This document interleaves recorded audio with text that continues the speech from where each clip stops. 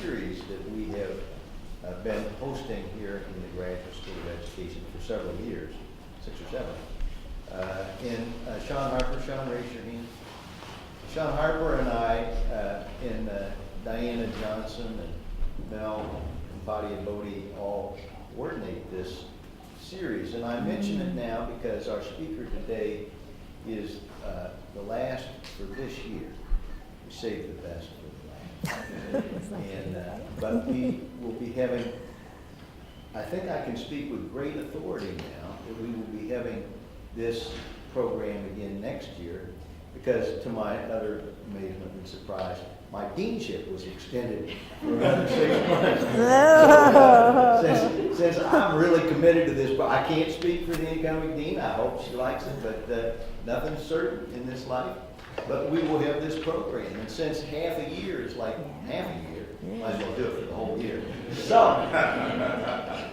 I am inviting you, as I have almost at each one of these things, unless I forgot, to nominate people that you think would be exciting, intellectually stimulating to have here at Penn as part of this series. Now, just remind you that the point of this series is not sharply defined, but it is basically as a way to bring to our community people whose work we admire, and that in that event we can celebrate the scholarship of persons of color. And we bring juniors and seniors, and we, from the full spectrum of education. Today is higher education, as you know. My field is educational psychology. We've had that represented. So please do nominate someone. And it's not an arduous task. You drop Sean and or I an email naming the individual, giving us a link where we can get a bio. And sometimes we have actually just gone with the name and Google it. So we are creative, and you can be lazy. It's very it's a nice way to do it. Of course, you don't have to do it at a particular time. Now, I do know that deadlines often stimulate you to action. So, but at the same time, anytime you want to do it, just drop us but we will be meeting this summer, usually early in the summer, to set a slate. So now is a very excellent time, especially not knowing what the long-term future of this program is. So thank you for that. Or you can get on the phone when you got questions, whatever. And I just keep it in my mind all the time. And I go to a conference, I'm at a meeting, and somebody seemed, I didn't know them, and they seemed particularly bright and articulate, and I'm enthusiastic about them. Put them on the list. So, with that, Caroline Turner is our speaker, and she is a U.S. and perhaps world authority on creating diverse faculty in higher education. She stole a lot of my introduction by the bottom slide there. Yeah. We can read it together. I thought we would chant this out. I will say she is the president of ASH, the Association for the Study of Higher Education. She is the current president, and she's taking it very seriously. I know from our conversation this morning. Our very own Laura Perna. Laura, raise your hand. She is the incoming president of ASH. So it's almost like it's almost like an earthquake experience, having them both in the room at the same time, and I'm very pleased with it. Caroline Turner has been a professor at the University of Minnesota, and she has been a professor at Arizona State University, where she actually has retired from that. And she is now a professor at Cal State University, Sacramento. So you can see she's been in lots of different types of institutions of higher education, which I think for her topic is a really fine experience, and I'm sure that every one of those institutions has profited not only from your scholarship, but from your wisdom about how to do this. I can warn you that at the University of Pennsylvania, we are very committed to diversity of our faculty, our staff, our students.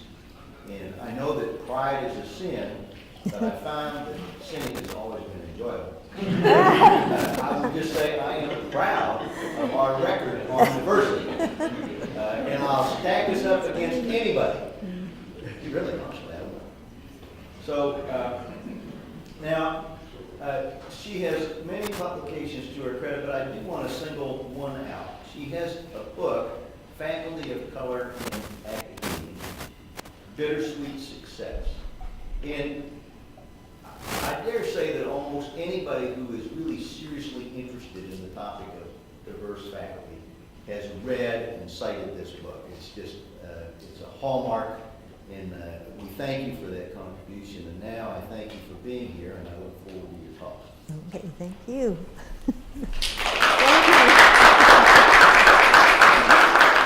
Well, thanks for inviting me, and I'm happy to be here and to tell you about some of the current work that I'm doing. I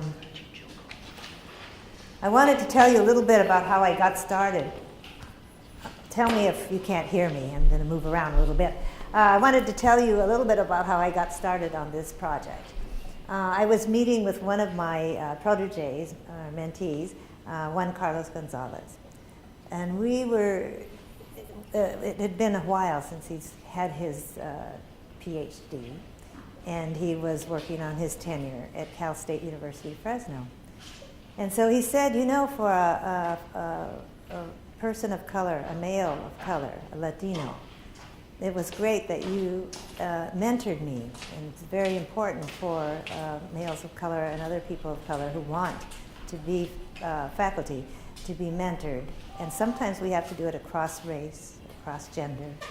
And I thought that would be a perfect book, because there's a lot written about mentoring, as you all know, but there's not a whole lot written about cross-race and cross-gender. And then we thought, why don't we do this book and invite people, others like us, senior faculty with their former protege. And the protege is still in higher education in some role, to write about their experience, sort of a narrative about their experience, to reflect on it, talk about how it developed and things like that. Because as I was telling Andy this morning when we had our talk, and you'll see, I'll present some of the data that cause us to be concerned about the few faculty of color in higher education. But data always prompt me to, quantitative data always prompts me to ask qualitative questions. So I like to hear from the people themselves about how mentoring has worked to develop their trajectory in their careers, and how it's been bidirectional. So the book that I'm going to be talking about is not published yet, and it's getting published. So we start out talking about the rationale for the book, and then we have 7 of these narratives. And then we look at the literature for over 32 years on mentoring and come up with a model of what themes are from that literature. And then we compared it to the themes that the people wrote about, right? And then, okay, I'm going to use the microphone. You can't hear me. Hopefully you didn't miss too much. So we started out, and I'll take you through it to here. But I just wanted to say that we have like 7 articles written by senior scholars and their protege or mentees. And I wrote a couple of those articles as well. But there are a lot of things that they revealed that you would never, ever read in a study that was done from a quantitative perspective. And I think you'll enjoy reading their stories. And I wanted just to tell you a little bit about what we found out then, what was in the literature, what were in those narratives. And I keep thinking about it, so we haven't quite completed all of the analysis, but we're working on it. And so the book is called That's How We Got Started, on Mentoring Across Race, Ethnicity, and Gender, Cultivating Future Generations of Diverse Faculty. And I wanted to tell you a little bit about myself, too. One of these days I'm going to write my story, and it's going to be called something like From Farm Labor to Academic Labor. I grew up in farm labor camps in California, and believe it or not, there have been a lot of things that remind me of farm labor in academic labor. And so I drew one parallel here, and I'd like to read you this quote that I wrote for an article. Picking tomatoes and cutting apricots with my family in California, I played games and scenarios in my mind to keep me otherwise occupied. I never dreamed of becoming a professor or ever going to college. I grew up doing field work, and now, as a qualitative researcher, I find it amusing that I still find myself doing field work. But anyway, this is a picture with my mom, Gabriela. It was taken at a labor camp in California, and I'm not sure what year, but I was probably 2 years old. So now you know how old I am. And also, I never left the farm. And you'll see, even in the title of this book, Cultivating the Future Generation of Diverse Faculty. Cultivating means quite a lot to the farming community. So I want to talk a little bit about how that really plays into my thoughts on this book, too. So I never left the farm. I grew up on farm labor camps and went to UC Davis for my undergraduate and master's degree. And as you know, the UC Davis is the farm campus of the University of California. That's what it's referred to. They just celebrated their 100th picnic day, and they sang Bossy Cow Cow yet one more time. That's there, you know. It's Bossy Cow Cow, honey, BB, oleo, margarine, oleo, butter, and alfalfa. Hey, so that's I still remember it. So anyway, and then I went to Stanford University, that's also known as the farm. And then at Arizona University, interestingly enough, my office was located in the Farmer Building.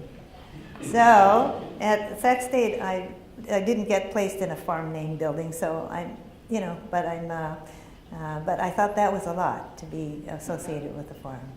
And then, so now in press, my colleague at Arizona State and her colleague, Gloria Cuadras is my colleague, I wrote an article for her because she's writing about people like me who grew up doing farm labor in the California valleys and went to the University of California in Davis. The University of California system, any one of the campuses. And what we're doing now, many are entrepreneurs, educators, doctors, lawyers, and so she calls her book Rethinking Home, Testimonials from California's Agricultural Bayous. And we plan to have that out soon too, or she plans to. But my article was about Freed to Become, home as my touchstone. And as you can see, I never left the farm, I never left my home. And that's why it's always my touchstone. Right now, I'd like to, before we leave this, let's think about the title of the book again. Let me repeat it in case you need it repeated. Mentoring across race, ethnicity, and gender, cultivating future generations of diverse faculty. And when I thought about that, the word cultivation, which means in the dictionary, I looked that up, planting, tending, improving of crops or plants, the preparation of ground to promote their growth, development, especially through education. So that's the educational definition. And then I thought of the phrase, bloom where you are planted. Bloom where you are planted. And then I thought about my work and also this work that I'm doing right now. If I've observed the growth of plants, and observing the growth of plants, I realized that in order for a plant to bloom, it must have certain critical conditions. It must have sufficient water and sunlight, fertile soil, and protection from pests such as insects that could destroy them. Lacking these, it is physically impossible for a plant to bloom. It may survive, but it will not bloom. And in many instances, when I interviewed faculty of color, they are surviving. Some are blooming, because the ground is fertile enough and provides, and they've provided with the sufficient sunlight, water, and other types of protections. So, and of course, not all plants need the same environment to bloom in, because that's why we have different plants, right? The same way for faculty of color, I believe. But then again, I started to think even more, going back again to my roots, so to speak. We are not plants. So even though we might not be able to bloom in one place, we might be able to move and bloom elsewhere. And interventions happen. And life happens. Using our own smarts and knowledge and character and personality, we make things happen, or things happen around us. Mentoring can happen. So this is a story, or several stories, of how mentoring has been able to be quite functional in having and providing that kind of space and environment so that faculty of color can bloom. So I see that way, and as we go through it, think about the different factors I'm talking about and how it might contribute to the blooming of people in different types of environments. People say, well, what kind of theoretical framework are you using? And I am using some, but I said, how about bloom where you are planted? How about the agricultural lens? so that's the lens that I'm going to take off and run with this here. So my former books is it okay if I call you Andy? Andy talked about, so he talked about these different books that I've written. One with Samuel Myers Jr., Faculty of Color in Academia, Bittersweet Success. Now, we made it a point to talk not only with junior faculty and graduate students of color, because we thought people were going to say they're just complaining. So we talked to faculty who were senior professors, who were deans, provosts, who were endowed professors, and they all had the same story. That it is a very difficult environment, and so that it is a bittersweet success. There are many ways in which academia has been very nurturing to them, and so they're still there, especially their interest in students and moving forward many agendas that they have. But then it's also a very challenging place because people don't expect to see them in front of the class, don't expect to see them as the expert. And so then they have to overcome those things. Then I wrote a guidebook for search committees, and this didn't count for my tenure at all, but I thought since there was so much interest in that, and very few administrators will read that book, and it's true, they won't read it. And so I just decided to do a guidebook for search committees, and AACNU published it. It sold over 17,000 copies already, and it doesn't even, people are just they really want that information. They really want to know, but we still haven't been able to change things a whole lot, but at least it's there, what would work. And then of course I'm working on this book with my colleague, Juan Carlos Gonzalez. Here's I did a timeline, how they say people have blue periods and all that stuff. So I thought, well, it'd be kind of fun to see what kind of research I've done over time. My first article came out in 1974. I just finished my master's degree, and people said, oh, people with their masters, they don't publish things. And I said, well, why not? I mean, so my first publication was in a reading journal because I did some work on reading and study skills for underprepared students. So that was my first article. And then I kept publishing on student equity and access. Then I added interest in community college and transfer. Then I added faculty diversity, doing some work on campus presidents, and now on mentoring. So I've kind of added all this. I haven't really stopped any of them. I just keep adding to it. As far as my guidebook, I just like to show you very quickly, and I'll just, when I was asked to write this guidebook, they said to focus on the search process. And I said, no, you can't just focus on the process. Stuff happens before and stuff happens after.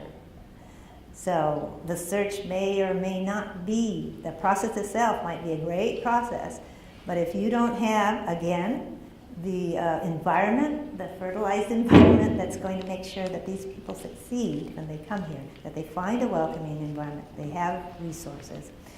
And then, okay, so they go through the process and are hired, but what happens after? What kind of support is available there? So I go into all of that.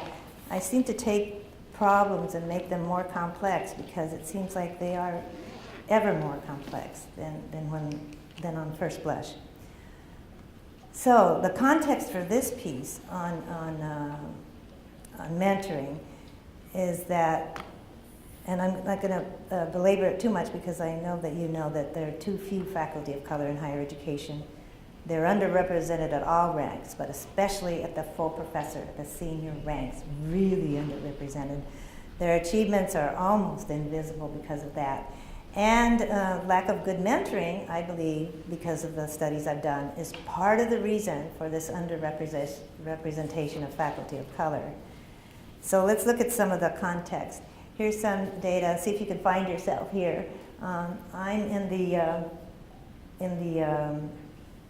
Asian. These are all full-time faculty women. I'm in the Asian woman, so I'm just one of 5.3% full professors counted by the Chronicle of Higher Education. And I'm one of 3% of Hispanic professors, and I don't think that is critical mass in any campus. So, and so you can see that, and also you can see also as we move from assistant to associate to full, that that the numbers and the percentages are going downward.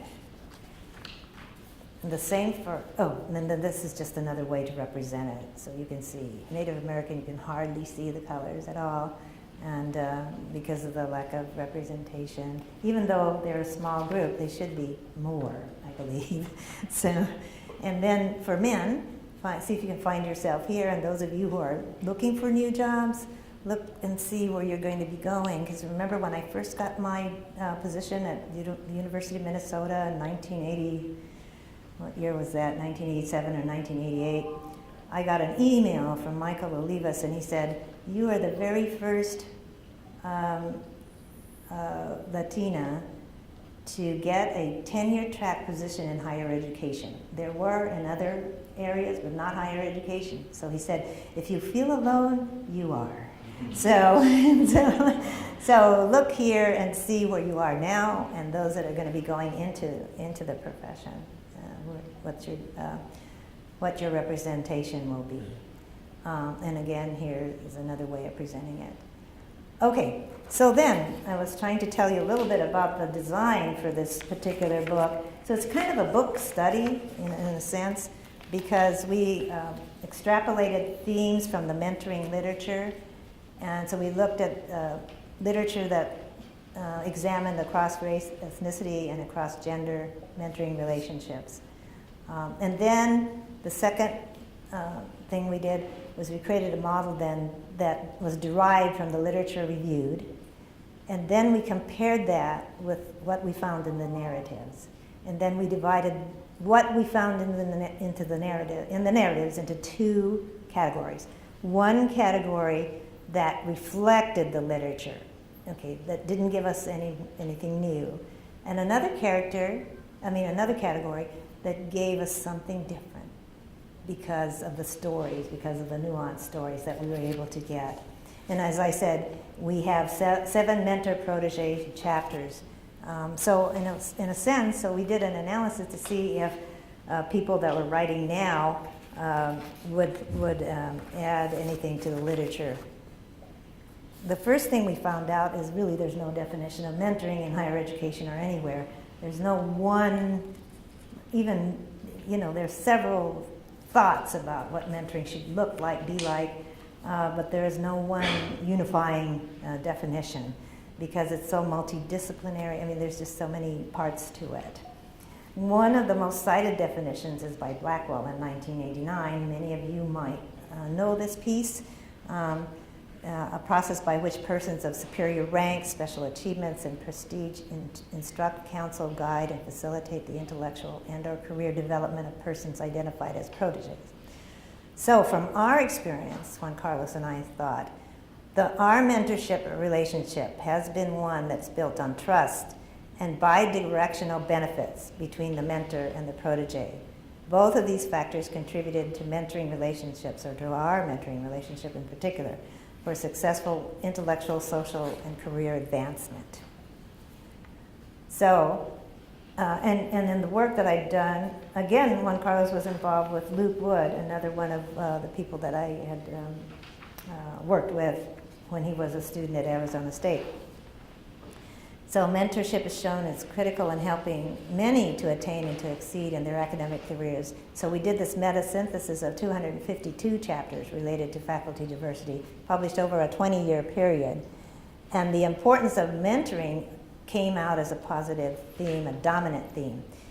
But we also noticed there was nothing on cross-race, cross-gender, or except there was one. There was Christine Stanley's cross-race mentoring with Ivana Lincoln.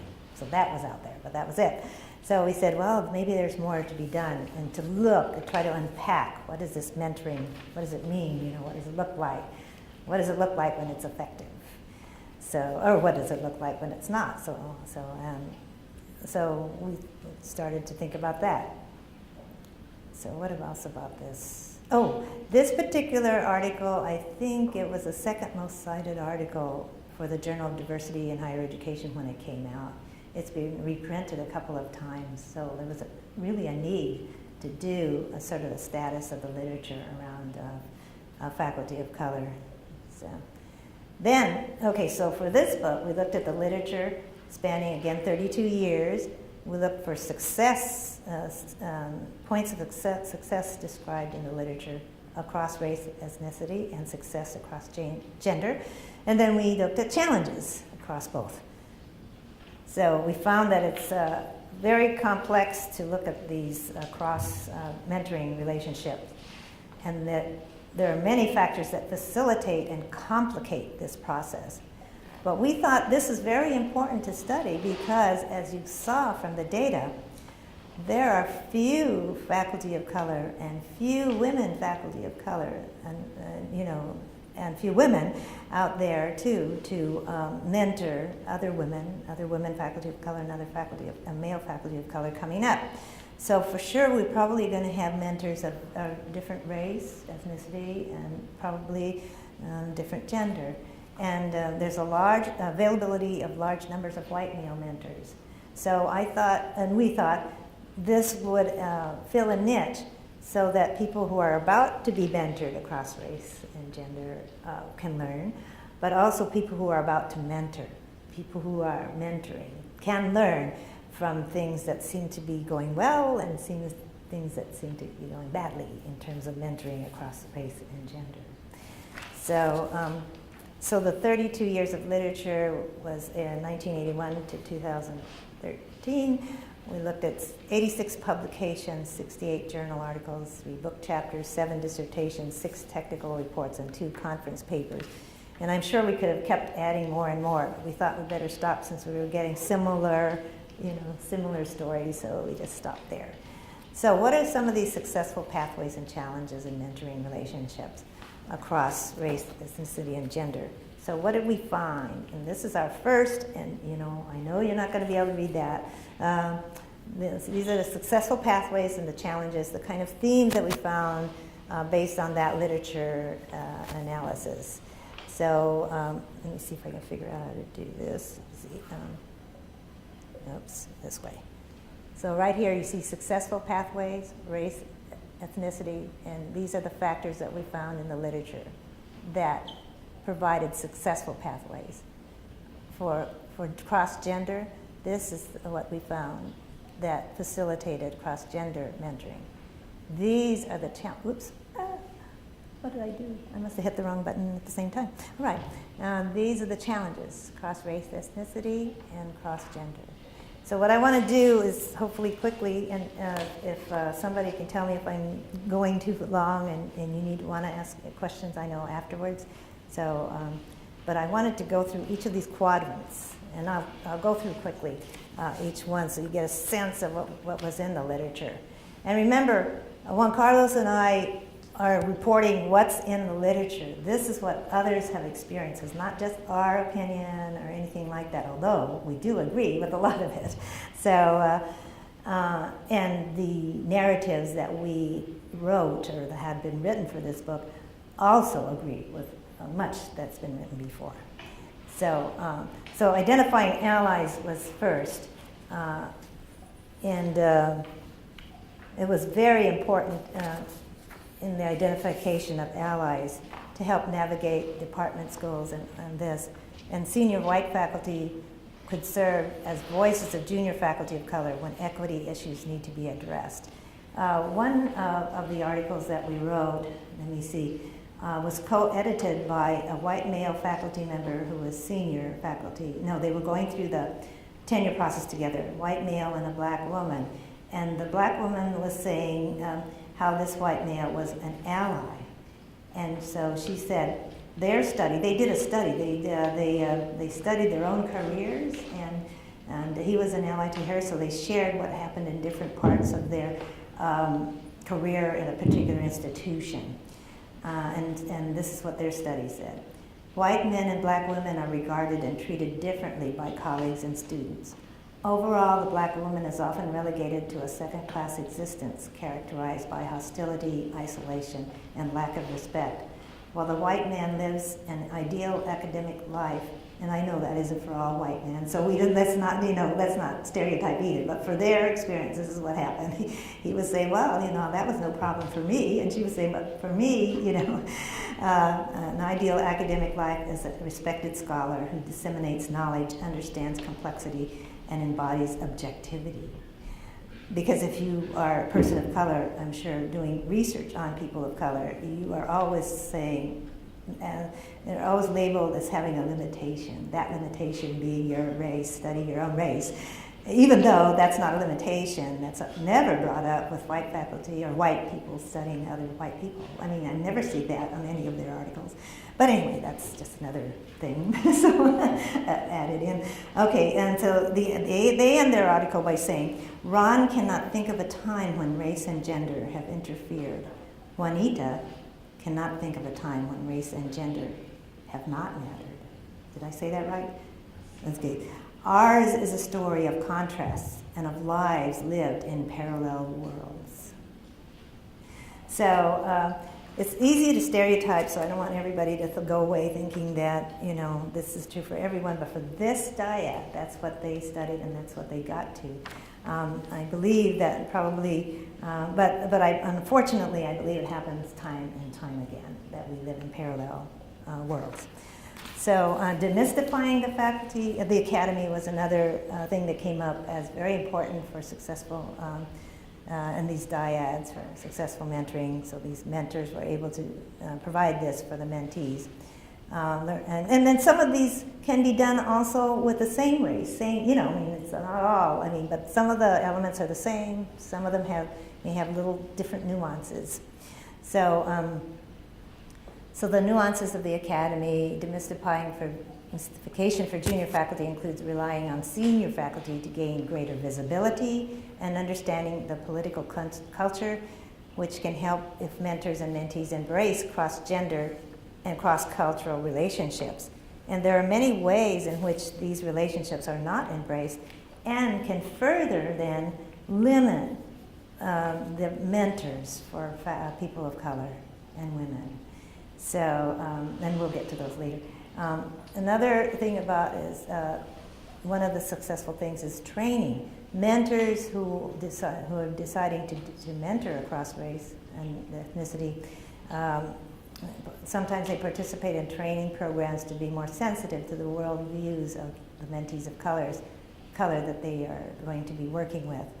Because people can make, errors out of ignorance. And there is room for some training on how to understand each other, and understand it's not always about, it might be about something else than what the person's thinking about, unless they talk it through. So, and then mentees also, mentors need to be trained to do that, but mentees need to be trained to voice their concern and ideas. Now this is what Hill et al. Say, but You know and I know that as a junior faculty member, to voice your concern and ideas, that might be dangerous in a toxic environment. So we have to make sure that you have an environment you can do that in before you do that. But if you are in that environment, you have to make your needs known. Otherwise, the senior faculty is not clairvoyant. And becoming aware of academic cloning, there were a lot of articles that talked about, including Stanley and Lincoln, I just took this one quote out, is that sometimes mentors will feel that the protege has to like the same type of research approach, and they have to, so they're kind of being cloned to be the exact reflection of their mentor. And many junior faculty and graduate students don't want academic cloning. They don't want to think and act like somebody else. They want to have their own, exactly like somebody else. They want to have their own agenda. And sometimes it's hard. It was hard for me too, to give up and say, yes, you've got to go on and do that, and instead of continuing to work with me, because it becomes an issue. So, but it doesn't have to be like a terrible issue. It's just what happens. And it can be understandable instead of a big war. Peer mentoring is also mentioned in several of these articles. And I don't know if you read Reddick and Science. They have a Harvard Educational Review piece just out, 2012, where they talk about how they were both hired at their alma mater at the same time. So they are close in age, hired at the same time. So they share their mutual challenges as men of color coming home to their alma mater in navigating academia, and they shared strategies for overcoming such challenges. And so they talk about this in this article, and I thought it was a superior article, so read it if you get a chance, if you haven't already. Also, hiring a critical mass of faculty of color can help institutions to retain other faculty of color because they can support each other. I interviewed several faculty who have had other offers to go to another institution, but one primary reason that they stay at the institution where they are now is that they have great colleagues and they couldn't invent them somewhere else. And so that is, very important. Respect, some of these things just make sense, right? It's like common sense. Respect can lead to openness. Cross-racial ethnic faculty who interact with respect and who are genuine and sincere with each other leads to trust and good mentorship relationships. And it is experiences. It is hard to trust somebody else. You don't know them, and we hardly have a chance to even find out anything that's happening in each other's lives. When was the last time you sat down and talked to one of the people in this room, and really found out what's going on in their lives and in their work, and spent time? Well, we don't do that a lot. So then, if we don't know too much about each other, we can stereotype or say, well, they meant this, they left me out of that, or you know what I mean. And so things can happen to break down openness. And as a mentor and protege, I think there has to be an effort to develop that, and the time to develop it. It just doesn't happen automatically. Then, of course, some people, though, will say, well, I don't want their trust because I don't want to talk about their anxieties and things like that. They don't want to be psychologists. So people can take it as far as they like, but there has to be some respect and willingness to talk, to be open. Let me see if this is, let me see if this is the next one. Oh, yeah. In the articles, and in the narratives, there was this idea of the healing power of mentors. Mentorship is healing. So anyway, these people have been, they weren't affirmed, they were not validated, so they need someone, mentor, to affirm and validate the experiences of their proteges. They're not imagining things, Mentors affirm the professional and diverse identities of their mentees of color. And here's one quote from that, from an article, and I think, yes, and a quote from the narrative. Co-authors identified mentoring for faculty and students of color as having a healing power. This healing power of mentoring is described as ways in which mentors affirm and validate the experiences of their mentees of color.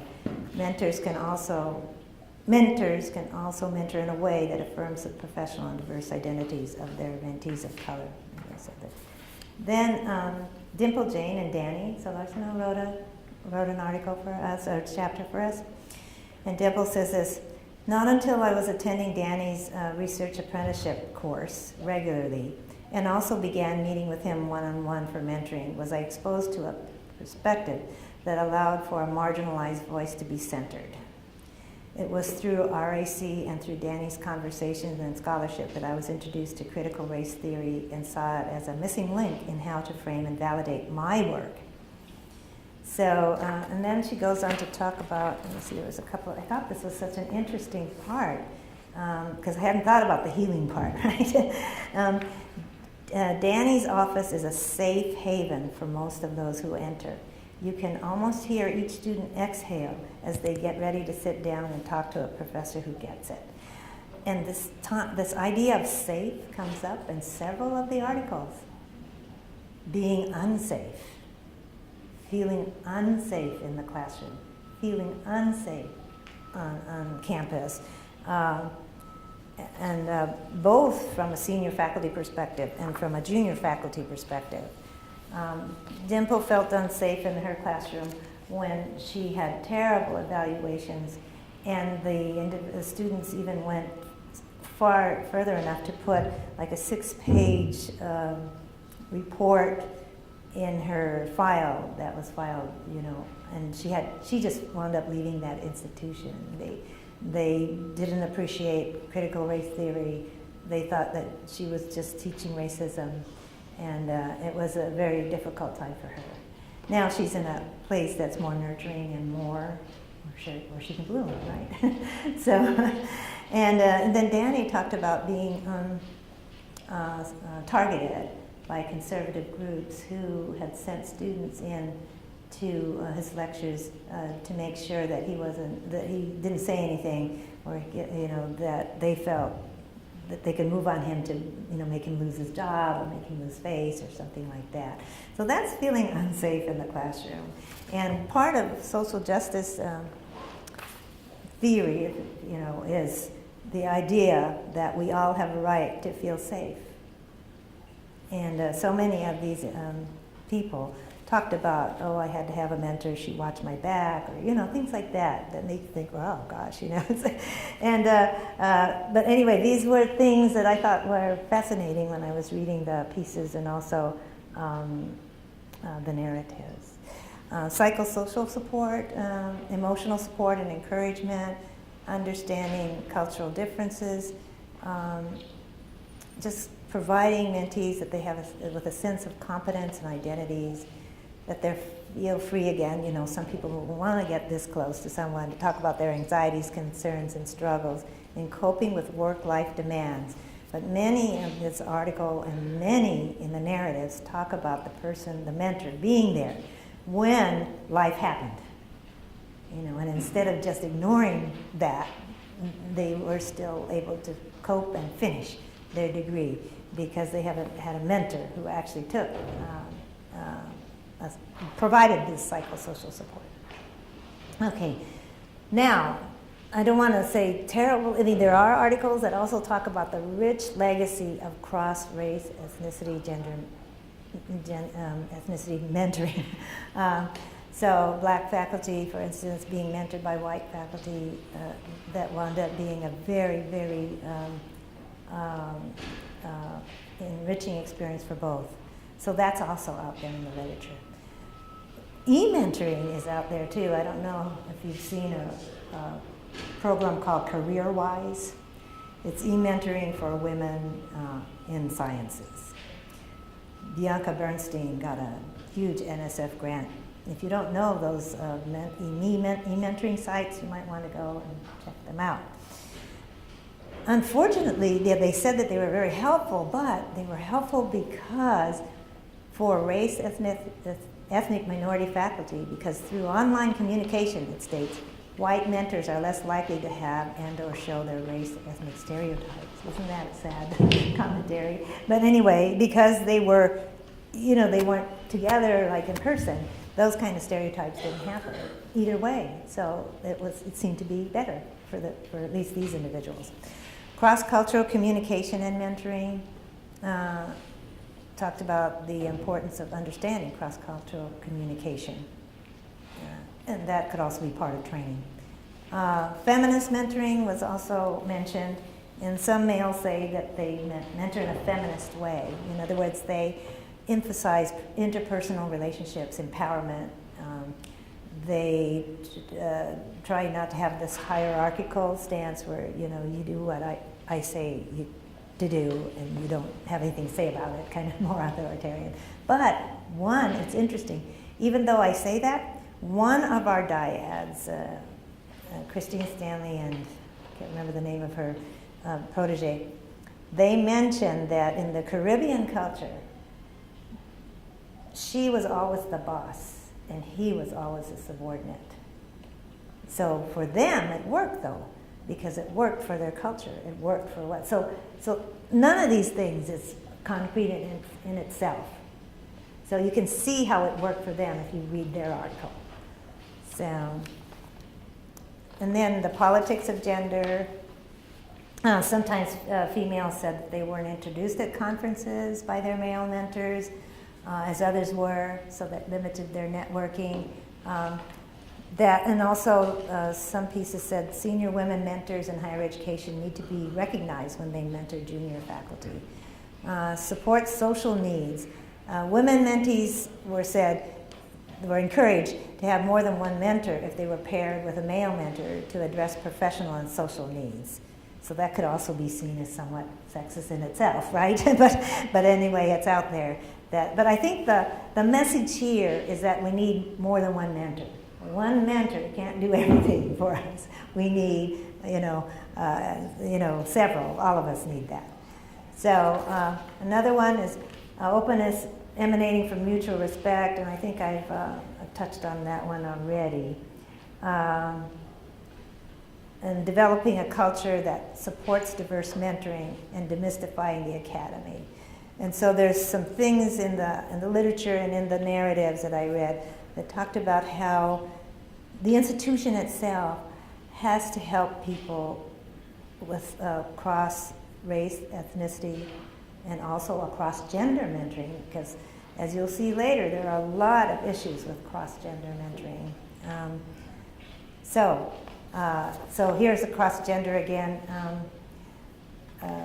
You do not have to be of the same cultural or social background, but you have to pay close attention to the implications of differences. Cross-gender mentorship is successful if mentors are good listeners. I mean, this is a saying for any type of mentoring, I think, but apparently for this particular article, this particular study, good listening skills, honest, non-judgmental, these things were very important in that study. E-mentoring, again, was beneficial to female faculty. Again, because through online communication, white mentors are less likely to have and or show sexist behaviors and beliefs. So I don't know exactly what, I can't remember exactly how they assessed that, but I know Bianca, and I'm sure she did a quantitative and a qualitative analysis to come to that conclusion. Okay, another one is, here are the challenges now, let's see. Yeah, here are the successful pathways, here's the challenges. And these are kind of mirroring, the opposite of what we talked about just now. So the dominant cultural assimilation is like cloning and things like that. So people are expected that they're going to integrate into the social and economic life of the dominant social group. So they have to find a balance. Also the idea of socialization, I'll mention this later, but I wanted to, because we see it a lot, training, socialization, in the mentoring literature. And basically what one scholar said, mentoring is putting the protege at the center. Socialization and training is putting the organization and its needs at the center. You see what I mean? So you're socialized into something that's already not working for you, may not be working for you, but you have to fit in order to succeed. And I'm not saying I did that. I had to do that to succeed. We probably all done that. But the idea of mentoring, when this is all put together, is we need to change things. Mentoring is to change organizational practice, especially if we center the needs of the students and the needs of people coming up as faculty of color. Should I stop? Okay, 5 minutes? Okay, let me, I could go through a lot more, but I'll show you a few more things. This is our final little model, and I know you can't see it. But anyway, I just wanted to show it to you, though, and to show you that, okay, here are the, just quick, here are the cross-race ethnicity from the literature. Here's what we found from the narratives that were the same or different. The check marks mean that the narratives reflected the same factor that was in the literature. These are differences. Okay, so here are the things the narratives contributed to this discussion. And I thought holistic mentoring, where they got to know each other's families, shared values and experiences, how alike we are. So when I talked with Juan Carlos, we both come from large immigrant families, but he grew up in a city, I grew up in a rural area, and we talked about how he was single when he went through his program, and I was all about, why aren't you working on your dissertation? Why aren't you getting finished, right? And then I realized, wait a minute, when I went to get my degree, I was a single parent with 2 children. I didn't have the flexibility to go to Korea and teach, or to go take extra classes. So basically, we both had to realize, wait a minute, we have different needs here, and then some of those kinds of things can cause issues, and so that's down here on different experiences. But what we found was if we had the more shared values and experiences we had in common, we were able to overcome the differences because of that. And then Juan Carlos is very young and I'm very old, so we had the generational differences. And he always wanted it on the computer. I want a hard copy, so there are all those little differences too, right? So, and then, okay, here's mentoring, unlike training and socialization, which has the benefit of the organizational goals at center. Mentoring places the needs of the individual at center. And this was paraphrased from an article that I wrote, and I could paraphrase it later, but later. Okay, this is what I want to leave you with. Mentoring is not simply to teach the system, but also to change the system so that it becomes more flexible and responsive to the needs and pathways of its members, mentors and proteges. And it's up to us as people who are further along in this process to make it a process that's safe for others, that is a place for everyone who wants to be a professor and can bloom and contribute to the academy. So I'll stop there. Thank you very much.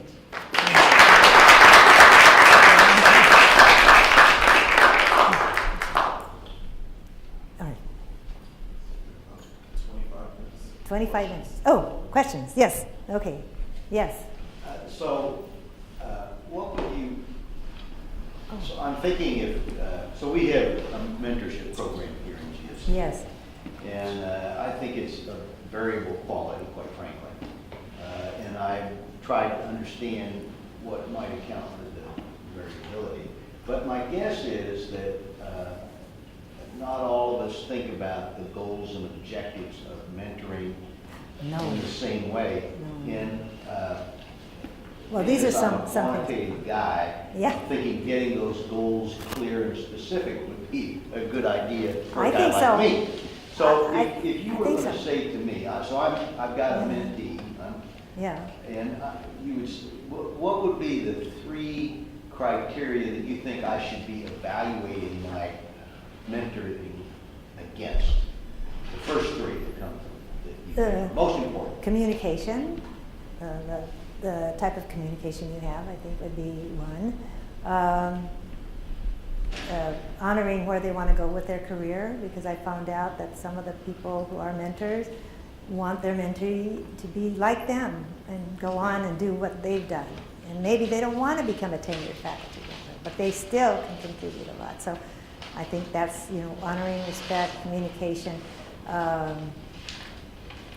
having, well, if you can, having an open door to hear these, on both sides. I mean, you have to also establish that they have responsibilities too. You cannot be, there's some things that you have to draw the line on too. I guess you have to just make it clear.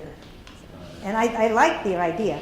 I think the reason why mentoring programs are so variable, well, they're variable no matter where you find them, not just here. So in all the work that I've done, they say, well, yeah, this place has a great mentoring program, but it's great in the School of Education. It's terrible in business. It's, it depends on who's heading the ship and how clear they are or what kind of training they've had. So I think your idea of putting a charge before, a definite, this is what it should look like, and these are the goals that we want to achieve. And it could be different for every college. Right. So. Now, I was thinking about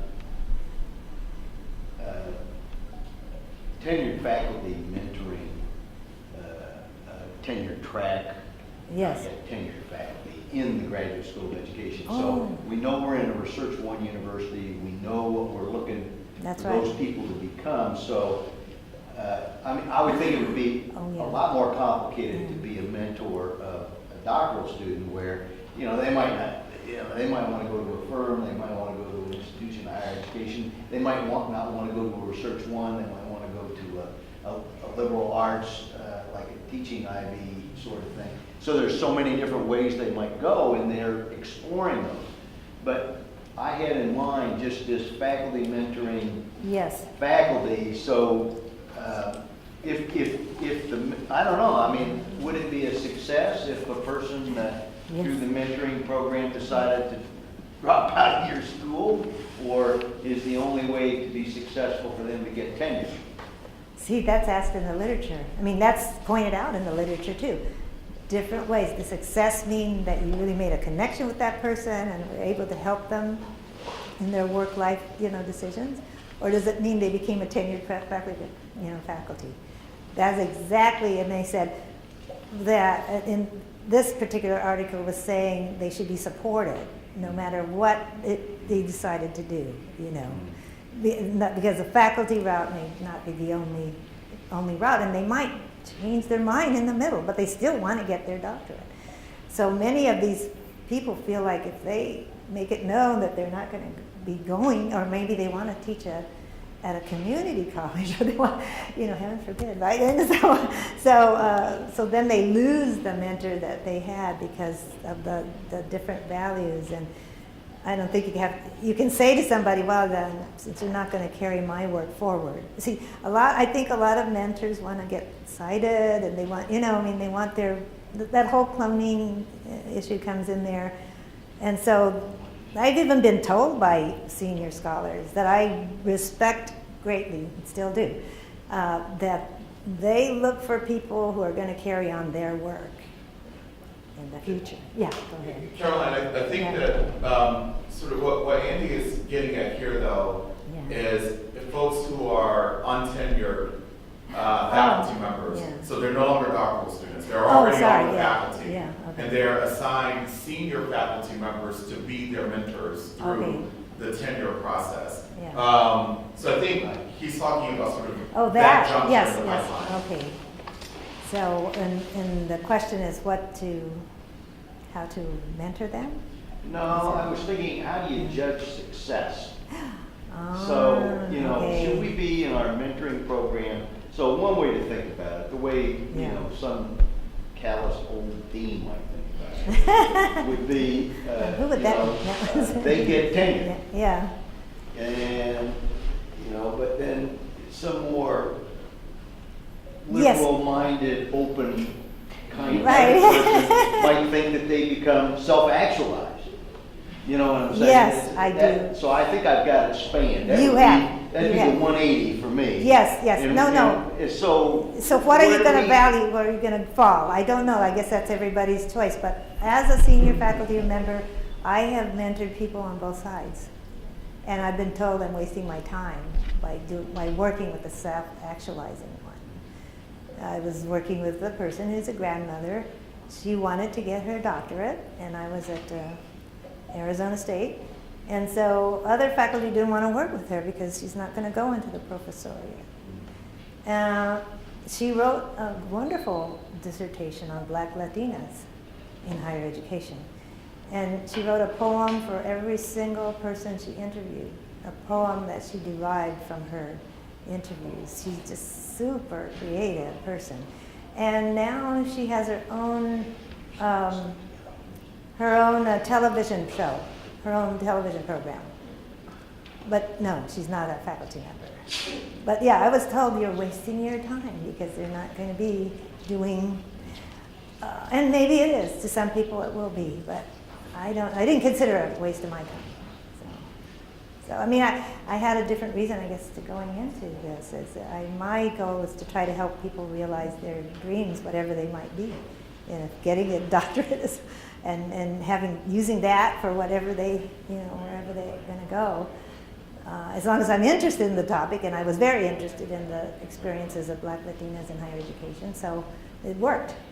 So, but yeah, it's going to be tough, with a different cultural mindset. Yes, it's you first, you, and then yeah. Go ahead. You. So, in segue to Andy and Sean's comments, to what extent it's across disciplines? To what extent shall we describe what are the opportunities, what is the horizon outside of academia to our mentees? We might have mentees, I'm sure that we all have had, Yes. that are not at all aligned with academic life, and they would rather engage or experience some other way of doing their living, and so how shall we proceed? Well, it depends how much you know about what else is out there, I think.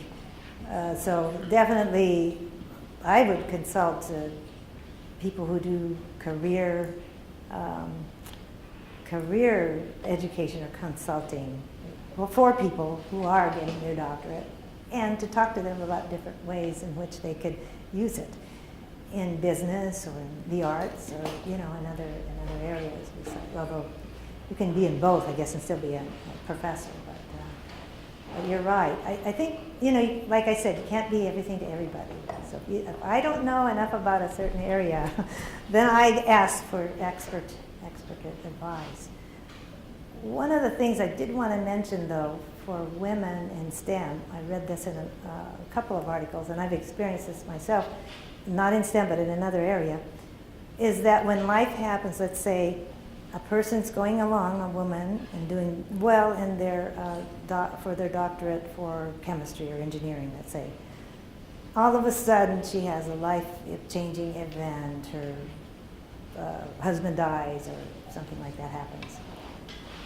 What happens in these situations, and so many times, even though this is a very talented person, is that as she goes to turn in her papers and says, well, I have to quit now because, I can't continue with the curriculum as it is that most people are they sign the paper and then the person goes away. Instead of trying to work with that person to see if there's a possibility. If it's not possible, then it's, but to work, don't just sign that paper so fast, especially if it's somebody that you really think has, potential or, well, I mean, especially if they have the passion and whatever, to pursue this. I find that what happens is that people just disappear. They just drop off the map. They're just like, where did they go? I don't know. Had this thing happen and they disappeared. So what I do is if I have to sign a paper like that, because I'm the graduate coordinator, this is for students, but it happens that when people are faculty too, is that they, that was a faculty example, not a student example. I'm getting confused. she was moving right along, and then that happened, so she had to quit her job. But there was nobody to work with her to see how it could still happen. You know what I mean? You kind of you don't go that extra to help that person because it has to go this way. They're on this tenure track, it has to go this way. Otherwise you can't make it, especially in science. You know, you can't be doing this. So what I've seen in the literature and some of the narratives pointed out too, is this almost ignoring people. It's not even you're hostile to them, you just ignore them. And so then they just drop out, either at the graduate student level or at the faculty level while they're on a tenure track. So, but see, there was a question here, and then here, yeah. Thank you for your presentation. One of the things that I've taken away from your comments, both in the presentation but also your response to Andy and Sean, is that in a lot of ways the mentee needs to define and set forward what their expectations are. And so I'm interested to hear you talk a little bit about what advice you might give mentees, whether at the doctoral level or those who are junior faculty, about setting expectations for their mentors and how to communicate those expectations in a way that would support the mentor being more responsive. And also kind of as a dual sort of question to that, what would you identify to be the division of labor in terms of even setting up what the responsibilities are for the mentor and the mentee? And I just, especially in a cross-race relationship, my mentee, my advisor was a white male, but I felt like in a lot of ways because, and he was great, and he became a mentor, but I feel like there were some deficit notions about who I was as a student, and I really had to I put myself out there a lot. I took a lot of risks as a mentee in terms of trying to put out what my expectations are and what they should be. So the division of responsibility in that process and the goal setting, but also what advice would you give mentees for helping them to set expectations and communicate that? Right. That was a great way to do that. I think there is, and I can't remember which piece I was reading it in now. There was a division of labor and a list of goals for the mentor and a list of goals for the mentee, and it was used in training, in a training program for a mentorship program. So I think that would be a good place to start. And you don't even have to use that. Just decide in this college, what are those goals going to be for everybody that's a mentor and everybody that's a mentee. I don't think it should be up to the individual mentor and mentee to think about the different roles that need to be played. I think it should be at a higher level than that, so that whoever's running the mentoring program already has, the mentor is to do this, the mentee is to do that. And that's how the goals should be set. I have had people come to me though and say, I want to meet once a week, or I want to, I want to be able to get in touch with you in the summer or whatever. And, we'll talk it through and explain to them my situation, their situation. But I think if you have a formal program, it would be, or even if you don't, just hand out something and say if you have a mentor, or if you're planning to be a mentor, or if you're planning to be a protege, here are some of the things. And I can send that to you if you'd like that.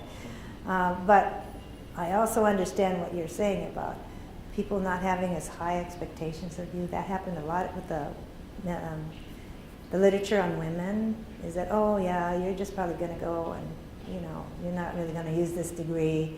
So they had to say, oh no, I'm planning to be, and speak up for themselves, But like you said though, you are taking a risk when you do that. So you have to be sure. You take a calculated risk, not a total risk. You already know the person a little bit, you can take a calculated risk. So I would say that. I think we all take calculated risks. We have to, in order to move agendas ahead. So. Caroline, I want to pick up on that last point, actually. So, are mentoring relationships supposed to be sort of more organic and more relational? So I'm thinking about when I was a brand new assistant professor, I was assigned a faculty mentor. You didn't ask her question. Oh, sorry. Oh, sorry. No. I'm sorry. I thought you wanted to. Yeah, I did, but I forgot that she hadn't. I was in the queue. Yeah. You go, Sean, and then I'll. Okay, I'm sorry. I'm not very good. Okay. No. Okay. So finish that, and then we got to get there. What I Yeah. was saying might be So it's in this effort that Andy was talking about, where new assistant professors are matched with a mentor, right? Yeah, that's right. So somehow or another, magic is supposed to happen. Yeah. right? And it doesn't. So in the model that you just suggested, where sort of the person who manages the sort of process has like a common set of goals for the process, and there are these columns. Well, there's something about that that doesn't feel Right, like that's quite right. organic. No, it isn't. And the guy's left now. My friend John Jackson was just here. He was sitting behind Andy. He had to leave. But John has been an incredible mentor of mine since I've been here. But he was not assigned to me. He and I just found each other. And Yes. he has been Yes. Okay. incredibly Yeah. supportive. Whereas, and I'm not saying that the person who was assigned to me was unsupportive, but it just felt like a prescription as opposed to a relationship. Right, right. No, you're right on that. And then I was just responding to the question about, goals and stuff. But in the literature, it's split. Should we have formal mentoring programs, or should we just let it happen? If we let it happen, a lot of times faculty of color and women are going to fall through the cracks. If we formalize it, then everybody gets a mentor. But there are those issues that you're talking about, that come into play. It is split on that whole thing as to whether we should just let it happen or have it more formal. So we have to, I think we have to have some formality. But things do happen too. I mean, have some flexibility for movement, and not really assign, like hard assignment maybe shouldn't be made until, but yeah, the literature, I was going to get to that, is really split on whether you should have, really formal mentoring or just make it an environment where people find each other. You see what I mean? Make a culture where mentoring is supposed to happen, everybody's supposed to get mentored and it's talked about, and people can find each other.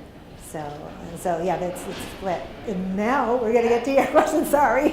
I think the things that Sean's raising and other people are raising are very kind of in line or similar to the things I was thinking about. I do think having a formal, this is not what I was going to say, but I do think having a formal mentoring program elevates the conversation about mentoring and starts to institutionalize mentoring sorts of behavior, which can't stand for, it can't replace those sort of informal relationships that happen. But I think not having it and assume everybody's going to find their own essentially marginalizes this thing called mentoring that Yes. you're really demonstrating how important it is.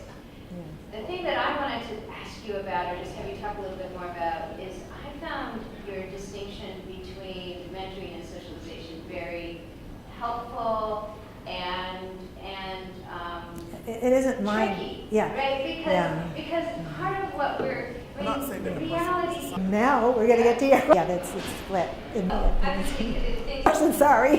that Sean's raising and other people are raising are very kind of in No, okay, so. line or similar to the things I was thinking about. I do think You can say to somebody, well, this is not what I was going to say, but I do think having a formal mentoring program so then they lose them. about mentoring and starts to elevates the conversation, institutionalize mentoring, which can't bring sorts of behavior it can't replace those sort of informal that happen. But I think relationships that not having it and assume everybody's going to find their own essentially So they're all those. marginalizes this thing called mentoring that Yes. you're really demonstrating how important it is. The thing that I wanted to talk a little bit more about, to ask you about, is I found your distinction